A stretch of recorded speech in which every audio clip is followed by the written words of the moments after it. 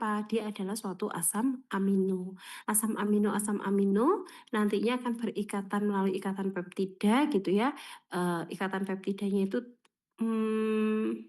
membentuk suatu nanti struktur primer, sekunder, tersier hingga kuartener gitu ya. Nah, nanti interaksinya seperti apa gitu ya. Nah, ini misalnya ada protein A dan protein B gitu ya. Di mana antar atom, antar molekul itu akan berinteraksi, melakukan interaksi. Misalnya di protein ada gugus karboksil. Gugus karboksil ini akan berinteraksi dengan atom hidrogen di protein B, sehingga interaksi keduanya ini yang nantinya bisa menyebabkan antara protein A sama protein B ini terkoneksi seperti itu. Jadi kok bisa dia membentuk misalnya bentuk struktur sekunder ya, karena akan ada interaksi antar atom di antara molekul asam amino yang bergandengan itu. Kemudian contoh lagi kalau di dalam tubuh kita ini merupakan template DNA ya, yang tersusun atas ada backbone-nya ya. Backbone-nya itu ada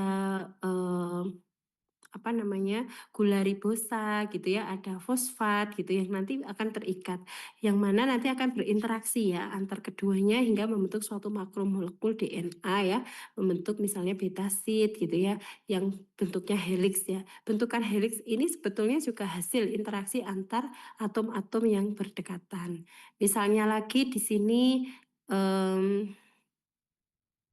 reaksi kimia ya di dalam tubuh kita itu juga ada, nanti makanya kita bahas konsep termodinamika. Jadi suatu molekul itu bisa berinteraksi, istilahnya bisa bereaksi hingga menghasilkan suatu produk. Interaksi antar dua molekul membentuk suatu produk itu nanti akan bisa terukur secara termodinamika, nanti dihitung gitu ya, namanya Gibbs energy. Kalau di sini ada konstanta rate konstan, apa ya, untuk mengukur kecepatannya gitu ya. Apakah dia nanti bisa dengan secara konstan membentuk suatu produk atau tidak. Jadi termodinamika nanti kita membahas terkait reaksi. Jadi sebenarnya reaksi yang terjadi dalam tubuh kita itu seperti apa? Apakah dia bisa langsung cepat bereaksi ataukah nanti perlu lambat reaksinya? Nah, itu nanti yang secara termodinamika itu bisa dipelajari. Kemudian yang D ini misalnya dalam tubuh kita kan selalu membutuhkan suatu ATP ya. Adenosin trifosfat itu sebagai energi utama yang dibutuhkan oleh tubuh. ATP sendiri itu diproduksi oleh tubuh melalui melalui proses bioenergetika, yang nanti ATP ini kalau adik-adik BMS ini kan sudah mendapatkan EMN, mungkin sudah mendapatkan diges ya. ATP ini sumbernya itu bisa diperoleh dari proses glikolisis gitu ya, dari reaksi glikolisis, kemudian reaksi siklus Krebs maupun transfer elektron ya. Nah, ini adalah contoh ya molekul yang memang dibutuhkan oleh tubuh. Selanjutnya, atom-atom yang kita kenal ada karbon, nitrogen, oksigen, hidrogen. Nantinya dalam tubuh bisa membentuk suatu molekul itu melalui ikatan atau interaksi. Kalau dibagi menjadi dua, di sini dibagi atas ada interaksi non kovalen, ada ikatan kovalen ya. Ikatan kovalen itu contohnya misalnya ikatan hidrogen gitu ya. Itu ikatan antar non logam dengan non logam itu kan kovalen gitu ya. Ya contohnya misalnya ikatan CC ya pada lemak itu kan ada ikatan karbon dengan karbon, nanti dikatakan sebagai ikatan kovalen. Ikatan kovalen ini memiliki ikatan yang lebih kuat dibandingkan interaksi yang non kovalen. Ya mohon maaf ya, yang ikatan hidrogen itu jatuhnya non kovalen. Kalau non kovalen ini melibatkan ada muatan. Misalnya ikatan hidrogen. Ini kan antara atom oksigen misalnya dengan atom hidrogen, atom nitrogen dengan oksigen, nitrogen dengan hidrogen itu masuk interaksi ikatan hidrogen. Di mana di situ ada perbedaan muatan ya. Kalau oksigen kita tahu dia punya pasangan elektron bebas atau kaya akan elektron, sedangkan hidrogen muatannya positif seperti itu ya. Namun ikatan hidrogen ini lebih kuat ya dibandingkan elektrostatik, van der Waals maupun thermal energi. Nah, ini kekuatan ya energi dibandingkan yang jenis ikatannya begitu. Nah, contohnya misalnya interaksi elektrostatik yang ada di dalam tubuh kita itu misalnya ada molekul air di dalam tubuh kita kan juga ada mineral ya. Taruhlah misalnya magnesium. Magnesium dalam tubuh kita kan digunakan untuk kofaktor ya, untuk enzim. Seperti apa keberadaan magnesium itu di dalam tubuh kita? Nah, sebagian kan memang kita dominan cairan ya. Di situ ada H2O. Maka nanti interaksi magnesium dengan H2O ini adalah interaksinya adalah elektrostatik gitu ya antara H2O dengan ion Mg. Kok bisa? Yang mengikat siapa? Dia nggak akan terikat sama hidrogen ya, karena hidrogen muatannya positif, magnesium ikatannya positif. Jadi dia akan terikat oleh oksigen. Kita tahu bahwa oksigen itu memiliki 6 elektron, di mana nanti pasangan elektron bebasnya itu yang bisa mengikat magnesium di sini. Kemudian di sini ada ikatan kovalen dan non kovalen. Kita tahu ikatan kovalen itu memiliki energi yang paling besar, sehingga di sini butuh energi yang besar untuk memutuskan. Karena dia ikatannya sangat kuat, maka energi yang untuk memutuskannya juga kuat. Di sini disampaikan 50 sampai 200 kilokalori per mol. Sedangkan non kovalen seperti ikatan hidrogen, elektrostatik, dia cenderung memiliki ikatan yang lebih lemah dibanding kovalen, sehingga energi yang digunakan untuk memutuskan itu tidak terlalu besar, sehingga nanti akan berhubungan dengan termodinamika ya. Secara termodinamika nanti akan ada proses reaksi dalam tubuh itu yang sifatnya adalah endoterm sama eksoterm. Ya nanti kita bahas di belakang ya. Ini ada kaitannya dengan ikatan antar molekulnya. Nah, di sini kalau kita rangkum ya, jenis interaksi yang non kovalen, di sini ada interaksi ionik ya. Interaksi ionik itu terjadi antara kation dan anion. Kation itu kita ketahui bahwa dia atom yang kehilangan elektron muatannya positif, sedangkan anion itu yang muatannya negatif. Kemudian ada ikatan hidrogen. Kalau ikatan hidrogen itu bisa terjadi antara atom hidrogen dengan oksigen ya nitrogen, di mana dia memiliki, kalau oksigen nitrogen itu punya parsial negatif atau punya muatan awan elektronnya di situ, maka dia akan cenderung akan menarik hidrogen yang dia tidak punya elektron, sehingga saling menarik ya, karena dia punya elektronegativitas tinggi begitu. Kemudian ada van der Waals. Kalau van der Waals ini cenderung lebih lemah dibandingkan ikatan-ikatan yang lain. Jadi misalnya antara protein dengan karbo yang kemudian ketika bertemu saling berinteraksi, tapi interaksinya hanya sekedar nempel, itu namanya van der Waals. Kemudian ada lagi hidrofobik. Jadi interaksi hidrofobik itu interaksi yang terjadi antara molekul yang dia polar atau larut dalam air, molekul yang dia nonpolar atau yang tidak larut di dalam air nantinya akan membentuk efek hidrofobik, misalnya pada komponen lemak ya di dalam tubuh kita. Maka interaksi yang terjadi adalah interaksi hidrofobik. Nah, ini adalah efek hidrofobik ya, di mana di sini apabila dia berada dalam suatu molekul yang lingkungannya itu adalah polar, maka dia akan membentuk suatu ini ya, airnya ini yang ada di dalam, misalnya ini adalah H2O, maka dia nggak akan bisa bersentuhan gitu ya dengan air, karena memang interaksinya sudah berbeda polaritas gitu ya, sehingga akan membentuk suatu seperti ini. Jadi airnya ada di dalam cage gini ya, membentuk suatu yang agregat ya, kondisi yang seperti ini.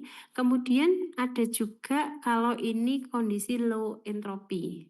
Jadi entropi itu kalau secara termodinamika kan delta G sama dengan T delta H min T min delta S. Nah, entropi itu ukuran keteracakan ya suatu sistem. Ketika entropi keteracakannya itu rendah, maka akan membentuk suatu seperti ini, cantik seperti ini. Tapi kalau nanti keteracakannya itu tinggi, high entropi, maka eh, agregasi ini bisa mengurangi surface area hidrofobik gitu ya, sehingga akan menyebabkan air ini bisa keluar gitu ya dari cage ini. Nah, gimana kita bisa mengukur ya secara termodinamika ya, kita lihat delta G-nya atau energi cage ya, pakai ikum termodinamika ya. Jadi delta G sama dengan T delta T delta S ya, min delta H ya. Nah, sehingga nanti ada hubungannya dengan energi Gibbs yang dibutuhkan untuk membentuk suatu interaksi ini. Tapi kalau nanti misalnya jatuhnya delta S-nya itu tinggi, maka akan bisa merilis gitu ya air yang ada di dalam lingkungan yang hidrofobik tadi. Nah, ini misalnya ini pada interaksi ya, dia bisa dipecah gitu ya pada suhu 25 derajat. Jadi artinya ini afinitasnya rendah. Tapi kalau misalnya dia memiliki afinitas yang tinggi atau ikatan yang kuat, maka disebutkan di sini lock and key. Jadi sangat kuat sekali, butuh energi yang tinggi untuk bisa memutuskan. Kalau ini pakai energi termal 25 derajat saja udah bisa lepas gitu ya. Tapi kalau pada molekul yang punya afinitas tinggi ini bisa terjadi karena memang ikatannya yang kuat ya. Misalnya pada ikatan kovalen maupun ikatan hidrogen gitu ya, maka akan butuh energi yang lebih tinggi untuk bisa memutuskan. Jadi membedakan saja ya untuk di mana yang interaksinya itu lemah, mana yang interaksinya kuat. Kalau interaksi kuat memang cenderung dia spesifik gitu ya. Baik, kemudian di dalam tubuh kita itu tersusun atas apa saja? Mungkin adik-adik sudah mengenal ya, ada protein, ada asam nukleat, ada polisakarida, kemudian ada lemak. Di mana molekul-molekul ini merupakan suatu biomolekul molekul besar yang tersusun atas monomer-monomernya. Misalnya kalau protein ini monomernya adalah asam amino, ikatannya adalah ikatan kovalen, tipenya adalah jenis peptida. Fungsinya untuk apa? Bisa digunakan untuk secara fungsional untuk enzimatis, struktural misalnya untuk penyusun membran gitu ya. Kemudian ada juga asam nukleat. Nah, asam nukleat di sini adik-adik jangan sampai bilang asam nukleat adalah protein, itu ya salah besar ya. Asam nukleat ya asam nukleat sendiri. Asam nukleat itu tersusun atas nukleotida. Jadi ada adenosin, timin gitu ya, guanin, urasil. Kemudian ikatannya adalah ikatan kovalen, jenis ikatannya adalah fosfodiester. Jadi asam nukleat dan protein itu sesuatu molekul yang berbeda. Fungsinya apa? Untuk menyimpan materi genetik gitu ya. Dia dalam bentuk DNA maupun RNA. Kemudian ada juga polisakarida, kita udah kenal ya, atau yang kita kenal sebagai karbohidrat, monomernya adalah monosakarida.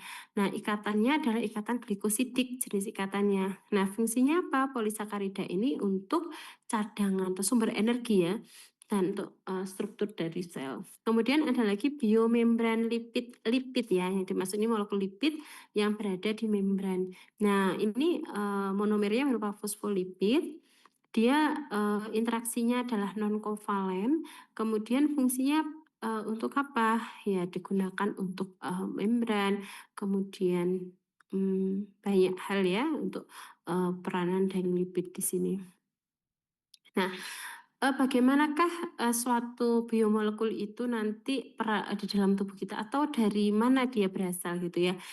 Misalnya baik itu molekul karbo, protein, lemak yang tadi tersusun atas monomer-monomer, maka monomer-monomer itu melalui ikatan yang tadi masing-masing ya, itu akan membentuk suatu polimer. Polimernya apa? Nanti kalau protein ya asam amino melalui ikatan peptida. Kalau nukleotida ya asam nukleatnya melalui ikatan fosfodiester.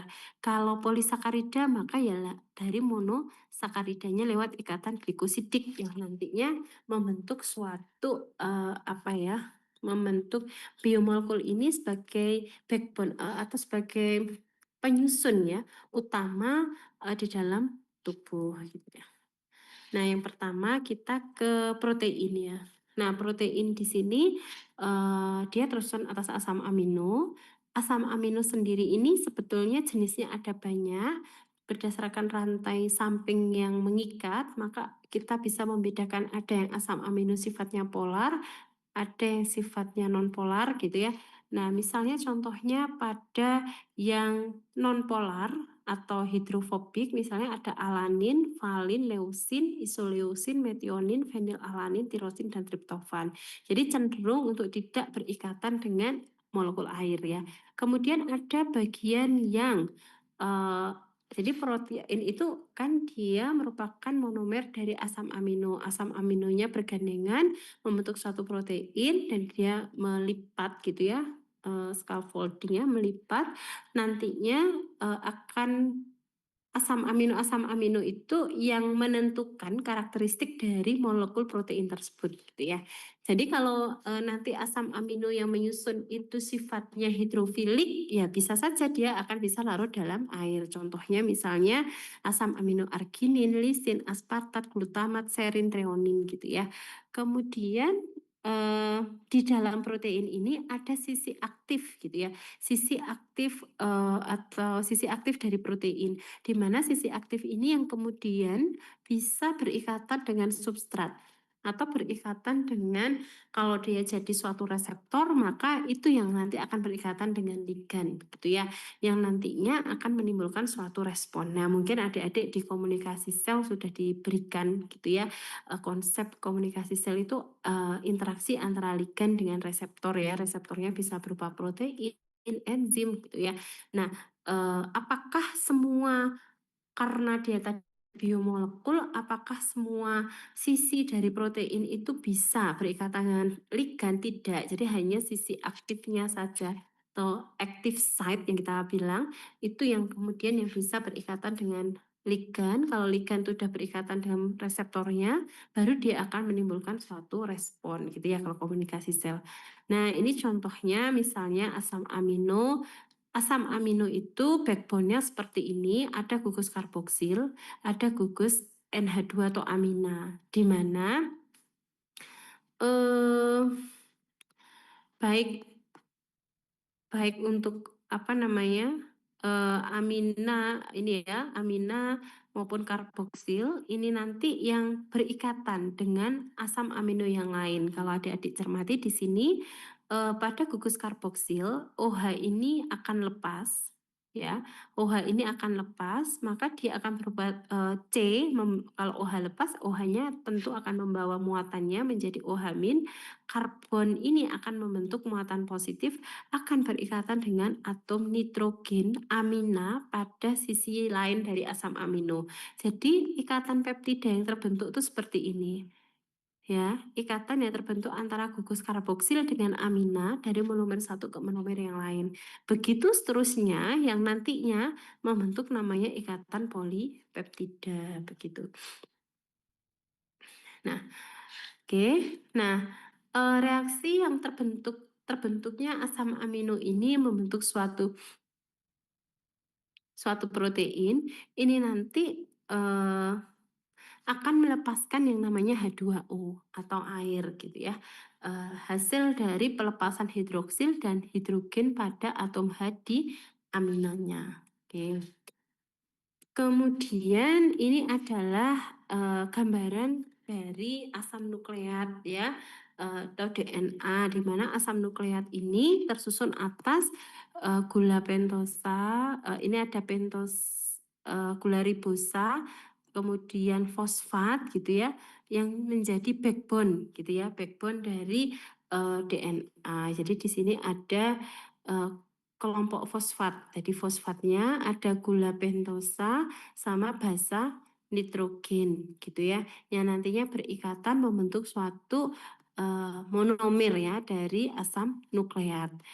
Nah, ini fosfat akan berikatan dengan karbon pada gula pentosa, kalau di RNA itu ribosa, kalau di DNA deoksiribosa gitu ya. Kemudian ada basa nitrogen. Basa nitrogennya berupa purin atau pirimidin ya. Di sini ada adenin, ada guanin ya, kalau pirimidin nanti ada sitosin, timin, sama urasil. Nah, ini gambaran bukan protein ini tapi ini asam nukleat ya, struktur dari asam nukleat. Baik fungsinya apa? Untuk menyimpan informasi genetik. Nanti pada saat proses replikasi gitu ya, transkripsi, translasi itu nanti proses itu terjadi. Nah ini gambarannya misalnya nukleotida berikatan dengan nukleotida yang lain nantinya akan membentuk suatu asam nukleat gitu ya. Asam nukleat akan bergabung-gabung dengan yang lain nanti akan membentuk DNA maupun RNA. Baik, di sini ini ya ada terminologi, ada istilah nukleosida, ada istilah nukleotida. Kalau nukleosida di sini dia tidak mengandung fosfat ya, kehilangan fosfatnya. Tapi kalau nukleotida, oke, ya ini ya, nukleosidanya ini di RNA sama di DNA. Purinnya ini penyusunnya ada adenosin, uh, guanosin gitu ya, dan sebagainya bisa dibaca sendiri ya. Oke, nanti nukleosida bisa membentuk suatu monofosfat yaitu adenosin monofosfat, guanosin monofosfat gitu ya. Ada istilah-istilah yang mungkin nanti akan adik-adik sering temui ketika di proses metabolisme. Kemudian ada ADP, ada ATP gitu ya, adenosin trifosfat dan sebagainya. Kemudian berikut adalah polisakarida. Polisakarida itu karbohidrat ya. Dia tersusun atas monomernya adalah monosakarida. Monosakarida ini nantinya akan bergabung melalui namanya ikatan glikosidik hingga membentuk suatu polisakarida berupa misalnya glikogen atau berupa pati dan sebagainya gitu ya. Kemudian apakah hanya terbentuk di alfa glikosidik? Bisa juga dia membentuk di atau berikatan dengan beta glikosidik gitu ya. Sorry.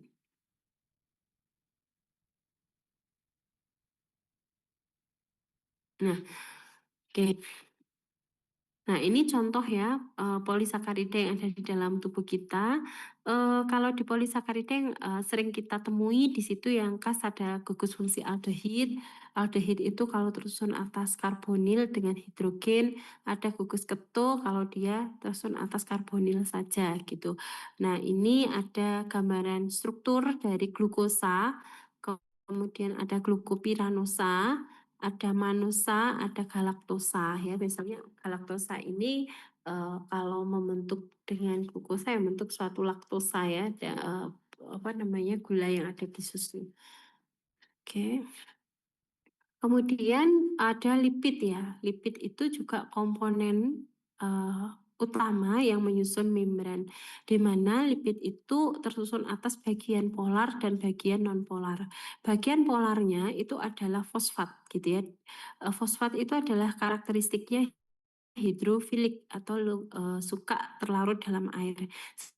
Sedangkan lipid yang menyebabkan dia tidak mau berikatan dengan air atau bagian polar itu adalah rantai karbonnya ya, asam lemaknya, di mana ini karakteristiknya adalah hidrofobik.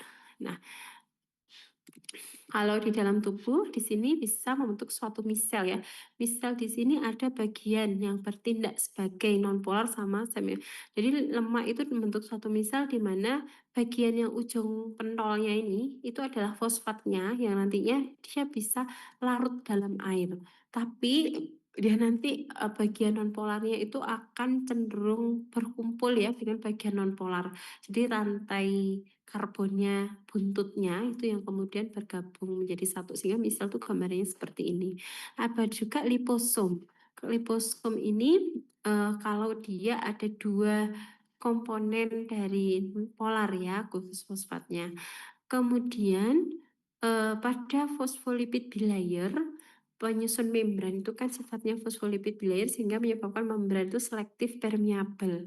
Jadi pada bagian yang sifatnya larut dalam air itu akan cenderung berada di atas karena kan fosfat di sini. Sehingga kalau misalnya pada komunikasi sel ligan yang ukuran hanya kecil, misalnya lipid, golongan steroid maaf, steroid itu biasanya, protein reseptornya itu ada di dalam sel atau inti sel. Nah, misalnya steroid, karena apa? Steroid itu di samping ukurannya kecil, dia juga bisa menembus bagian nonpolar dari lipid fosfolipid bilayer. Sehingga protein reseptornya itu biasanya ada di dalam inti sel. Sedangkan, yang ukurannya besar biasanya itu, berada di permukaannya, karena bisa jadi karena ukuran ligan itu terlalu besar dan kemampuan untuk menembus, bagian nonpolar dari lipid ini yang susah. Sehingga itu yang, menyebabkan ya bahwa membran kita itu sifatnya selektif permeabel ya karena susun oleh komponen ini. Nah, ini komponen dari, lemak di dalam tubuh kita itu, bisa berupa trigliserida ya, di mana, lemak-lemak ini ya bisa diperoleh juga dari luar gitu ya, bisa berupa minyak, lemak, eee, apa itu namanya, lemak jenuh maupun tidak jenuh gitu ya. Kalau lemak jenuh itu dia tersusun atas, satu ikatan saja gitu, tidak ada ikatan rangkap pada atom karbonnya. Kalau yang tidak jenuh, maka di sini atau unsaturated ya, maka, di sini akan ada ikatan rangkapnya ya, misalnya pada oleat gitu ya, di mana asam lemak ini kalau yang jenuh biasanya itu, kurang bagus ya dikatakan bahwa dia nanti akan gampang sekali, bereaksi ya dengan radikal bebas. Sedangkan asam lemak jenuh karena dia punya ikatan rangkap, maka kecenderungan radikal bebas itu tidak langsung menyerang, tidak langsung merusak gitu ya, komponen membrannya. Karena di sini ada, ikatan rangkap. Jadi yang diserang tuh ikatan rangkapnya dulu, justru, mungkin bisa menetralkan gitu ya, karena di sini ada pasangan elektron, bebasnya. Kemudian, oke, kita udah kenalan, dengan komponen atau biomolekul penyusun tubuh, di mana biomolekul ini peranannya untuk apa gitu ya. Kalau yang metabolit primer ya tentunya digunakan untuk proses metabolisme yang ada dalam tubuh ya. Serangkaian reaksi kimia yang ada dalam tubuh di mana, bisa bagaimana sih suatu reaksi di dalam tubuh itu bisa terjadi gitu ya. Menurut hukum pertama termodinamika bahwa energi total suatu sistem itu, sebetulnya konstan. Jadi, misalnya ada 1 mol glukosa yang masuk dalam tubuh kita atau kita makan gitu ya, nasi yang mengandung karbo, ketika kita makan maka, energi yang dihasilkan tuh sebetulnya ya sesuai gitu ya dengan jumlah apa yang kita masukkan. Jadi nggak ada, kemudian hilang, musnah itu nggak ada. Jadi, artinya konstan. Nah, hukum kedua termodinamika itu entropi total suatu sistem harus meningkat jika suatu proses itu terjadi secara spontan. Jadi seperti tadi ya, ada gambaran suatu air yang kemudian terperangkap ke dalam minyak, di mana kalau energi entropinya itu tinggi, maka air itu akan bisa dirilis gitu ya. Akan pecah, jadi tidak akan membentuk, nggak akan seperti terperangkap ya, seperti kan terkandang ya, tercage tadi ya, gambaran tadi. Nah, di sini ada kaitannya dengan nilai entropi. Nah, untuk mengukur ya, suatu reaksi itu bisa berlangsung secara spontan atau tidak, ukurannya adalah energi Gibbs atau Gibbs energi. Di mana energi Gibbs energi ini dikatakan spontan jika nilai delta G-nya itu kurang dari 0 atau bernilai negatif, maka reaksi itu bisa berlangsung secara spontan. Biasanya reaksi yang ada dalam tubuh itu apakah selalu spontan? Tidak ya. Jadi ada yang sifatnya itu tidak spontan. Misalnya reaksi sintesis, taruhlah pada reaksi glikogenesis. Jadi pembentukan glikogen dari molekul-molekul monosakarida. Maka reaksinya di sini adalah reaksi endoterm. Dia delta G-nya positif. Lah kok bisa terjadi? Ya karena ada sistem lain gitu ya yang sifatnya itu adalah endoterm sehingga saling membantu mengkolab menyebabkan nanti reaksi itu bisa berlangsung. Nah, keberlangsungan suatu reaksi dalam tubuh itu biasanya itu Ya tentunya akan dibantu oleh yang namanya enzim ya. Enzim itu yang membantu untuk menurunkan energi yang dibutuhkan untuk reaksi. Nah, kalau delta G-nya sifatnya positif, maka reaksi yang berlangsung adalah endergonik ya. Kalau nol, maka dalam kondisi seimbang. Nah, berlangsungnya proses endergonik itu dikaitkan dengan, nah ini misalnya ya penggabungan reaksinya di dalam tubuh contohnya misalnya ini ya glikolisis ya. Misalnya pada reaksi glikolisis. Pada reaksi glikolisis itu awal ketika 1 mol glukosa masuk maka akan terjadi sintesis glukosa menjadi glukosa 6 fosfat. Nah, sintesis kalau tadi reaksi endoterm itu adalah reaksi sintesis. Jadi dari molekul kecil menjadi molekul yang besar. Jadi dari glukosa menjadi glukosa 6 fosfat itu adalah reaksinya sintesis. Sehingga Gibbs energinya adalah plus 13,8 kJ per mol. Artinya reaksi ini tidak bisa terjadi secara spontan. Namun di dalam tubuh nyatanya bisa berlangsung ya. Kenapa? Karena reaksi ini digabungkan dengan reaksi hidrolisis fosfat dari adenosin trifosfat. Adenosin trifosfat itu ketika berubah menjadi adenosin difosfat, maka ini akan merilis fosfat. Delta G-nya itu adalah minus 30,5 kJ per mol. Sehingga dalam proses reaksi glikolisis di sini dibantu oleh ATP, maka jatuhnya itu delta G-nya adalah negatif ya. Minus 30,5 dikurangi 13 ditambah 13,8 kan masih minus ya.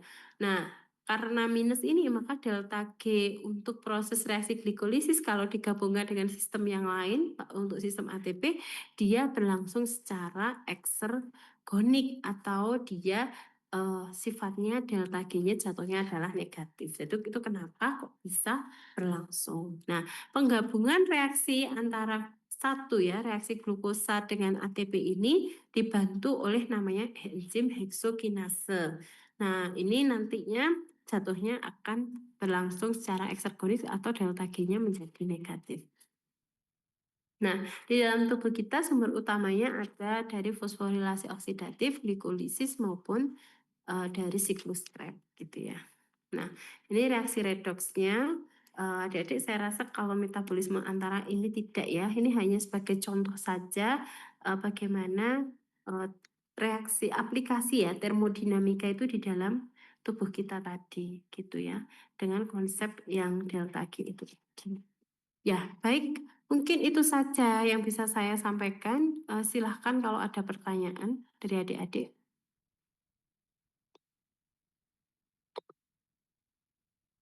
Suaranya kecil sekali. Mas Rizky kayaknya belum dinyalakan gitu. Mungkin belum ada pertanyaan gitu ya. Oh iya, ini anak-anak ini berapa jumlahnya sih kok 34? Rasanya 44 ya kemarin tuh. Benar, yang ada 44. Iya, ada yang nggak gabung ya. Biasanya saya tak anu nih, tak screenshot ya. Sebentar, tak absennya dulu. Nanti tak cocokkan dengan absen. Oh, Bapak guys, nanti dianggap kehadirannya kurang ya nanti ya. Eman ya udah ikut SA tapi nggak hadir. Sekedar tak ini kan. Ya apa ya cara oh ini ya bentuknya menjadi galeri. Oke.